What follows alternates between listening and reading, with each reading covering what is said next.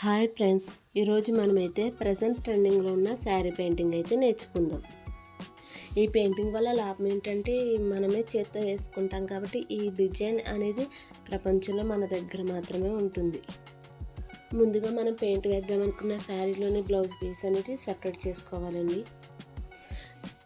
Next మన దగ్గర ఉన్న ఒక పాత చీర తీసుకుని ఈ పాస్ యొక్క మెజర్మెంట్తో ఈ కొత్త చీరకు అనేది పాస్ ఎక్కడి నుంచి వస్తుందో అక్కడికి ఒక మార్క్ చేసుకోవాలండి.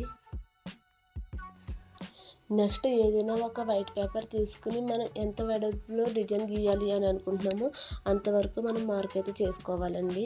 నేనైతే ఇక్కడ 7 ఇంచెస్ బాక్స్ అని తీసుకున్న స్క్వేర్ బాక్స్.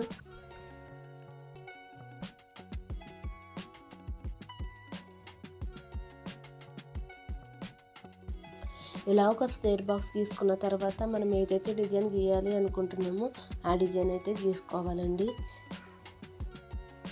ఆల్రెడీ నాకు కొంచెం ఎక్స్పీరియన్స్ ఉంది కాబట్టి నేనైతే డిజైన్ మామూలుగా గీసేయగలుగుతున్నాను. ఇలా గీయలేని వారికి నెక్స్ట్ నేను అనేది ఎలా గీసుకోవాలో ఈ వీడియోనే చూపిస్తాను. చూసారు కదా డిజైన్ ఎంత బాగా వచ్చిందో. ఫస్ట్ నాకు అంత ఎక్స్పీరియన్స్గా రాలేదండి, అందుకు మళ్ళీ వేరే పేపర్ తీసుకుని దాంట్లో గీసాను. నెక్స్ట్ మనం తీసుకున్న పేపర్ని చీర కింద పెట్టి చీర పై లేయర్ అనేది బుక్ మీద వేసుకుని ఆ కనిపించే ఆనమాల్లో మనం పెన్నుతో అయినా ఏదైనా పెన్సిల్తో అయినా మనం ఇలా డ్రా చేసుకోవడమే. చీర అంతా మీకు ఎంత కావాలంటే అన్ని డిజైన్స్ అనేవి మనం గీసుకుంటే మనకి ప్రింటింగ్ అనేది రెడీ అయిపోతుంది. ఇలా మనం ఓన్గా గీసుకోలేము, మాకు ఇంత పర్ఫెక్ట్గా రాదు అనుకున్న వాళ్ళకి నెక్స్ట్ నేనైతే ఒక ఐడియా చెప్తానండి. ఫస్ట్ మన ఫోన్లో గూగుల్ అనేది ఓపెన్ చేసుకోవాలి. ఓపెన్ చేసుకున్న తర్వాత సెర్చ్ బార్లో పెయింటింగ్ ఇమేజెస్ లేదా lotus painting images per sorry అని మనం సెర్చ్ కొట్టుకుంటే అక్కడ చాలా ఇమేజెస్ అనేవి వస్తాయి. ఇలా వచ్చిన ఇమేజెస్లో మనకి ఏదైనా నచ్చిన ఒక ఇమేజ్ అనేది సెలెక్ట్ చేసుకోవాలి. సెలెక్ట్ చేసుకునే ఇమేజెస్ అనేది మనం స్క్రీన్ షాట్ తీసుకోవాలండి. స్క్రీన్ షాట్ తీసుకొని మనం ఆ ఫోటోని జూమ్ చేసుకుని మనము ఇందాక మనం ఎలా అయితే వైట్ పేపర్ మీద శారీ వేసి మనం కనిపించిన గీత ఆనమల మీద మనం ఎలా అయితే డ్రాయింగ్ గీసుకున్నామో అలాగే ఈ ఇమేజ్ మీద అదే ఫోన్ స్క్రీన్ మీద మనం ఒక క్లాత్ వేసుకుని దాని మీద మనం ఈ ఇమేజెస్ అనేది యాస్టేజ్ గీసేసుకోవడమే. నాకు వీడియో లెంగ్త్ పెరిగిపోతుందని చెప్పి నేను ఇంకా ప్రాసెస్ అంతా ఏం పెట్టలేదండి దీంట్లోని. ప్రింటింగ్ అయితే రెడీ అయిపోయింది కదా, నెక్స్ట్ పెయింట్ వేయడం ఎలాగో నేర్చుకుందాం. నేను ఈ పెయింటింగ్కి ఫెవిక్రిల్ అక్రిలిక్ పెయింట్స్ అనేవి యూజ్ చేస్తున్నానండి. మీకు షేడ్స్ అనేవి క్లారిటీగా కనిపించకపోతే నాకు కామెంట్ చేయండి, కామెంట్లో నేనైతే తప్పకుండా రిప్లై ఇస్తాను. నెక్స్ట్ పెయింట్ బ్రష్ అనేది మనం బాగా గట్టిగా నొక్కి పెట్టినట్టు కాకుండా పైన పట్టుకుని ఇలా మనము ఇలా గీస్తుంటే మనకు ఆటోమేటిక్గా స్ట్రక్చర్ అనేది వచ్చేస్తుంది. చూస్తున్నారు కదా, నేనైతే బ్రష్ని ఎక్కడ గట్టిగా నొక్కి పెట్టి అయితే పెయింటింగ్ వేయట్లేదండి. ఇలా మన చుట్టూ బార్డర్ గీసుకున్న తర్వాతే లోపల అనేది అది స్ప్రెడ్ చేసుకోవాలి. ముందు లోపల స్ప్రెడ్ చేసుకుని తర్వాత బార్డర్ గీస్తే ఆ షేప్ అనేది పర్ఫెక్ట్గా రాదండి. తర్వాత మనకి ఎప్పుడైనా బ్రష్ అనేది స్టిక్కీగా అనిపిస్తే మనం కొంచెం వాటర్లో బ్రష్ని ముంచి మనం ఏదైనా వేస్ట్ క్లాత్తో తడుపుకుంటే పెయింటింగ్ అనేది చాలా బాగా వస్తుంది.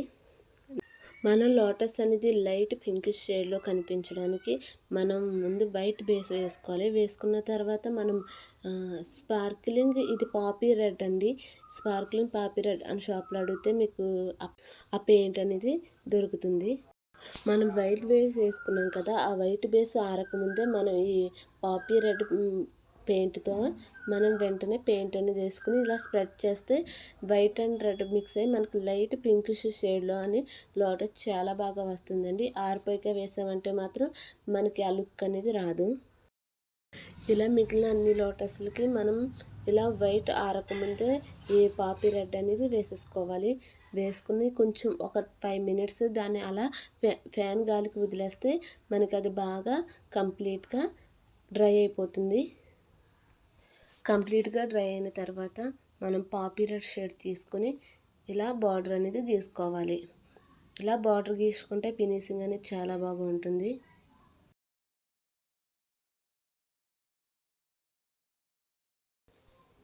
చూసారు కదా డిఫరెన్స్, బార్డర్ గీసిన దానికి గీయని దానికి చాలా డిఫరెన్స్ అనేది మనం చూడొచ్చు. ఇలా మొత్తం అన్ని లోటస్లకి బార్డర్ అనేది గీసుకోవాలి.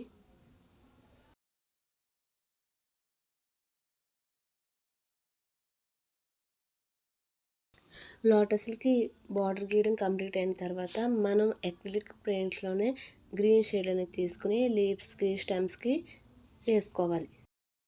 లీవ్స్కి స్టెమ్స్కి మనం బేస్గా వైట్ పెయింట్ అనేది మనం వేసుకొని అవసరం లేదు. అవి మనం వైట్ షేడ్ వేసినప్పుడు ఇది థిక్నెస్ గ్రీన్ అనేది మనకి ఆ షేడ్ అనేది రాదు. స్టెమ్స్ వేసినప్పుడు పైనుంచి బ్రష్ అనేది సింగిల్ స్ట్రోకే లాగాలి. డబల్ టైం లాగామంటే మనకి స్టెమ్ అనేది బాగా లావుగా వంకర టింకరగా వస్తుంది.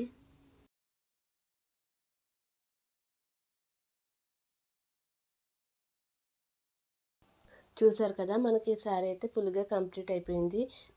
నా వీడియో కనుక మీకు నచ్చినట్లయితే లైక్ చేసి షేర్ చేసి సబ్స్క్రైబ్ చేయండి. Thanks for watching.